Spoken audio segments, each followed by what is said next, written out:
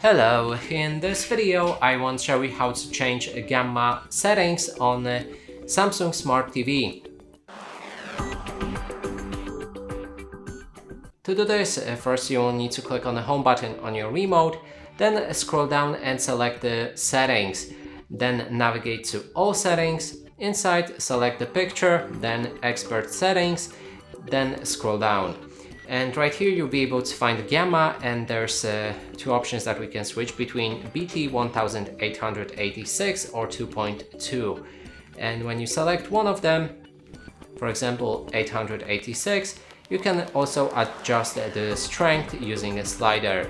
And that's it for this video. Hope you like it. Please consider subscribing to our channel, leave a like and a comment below.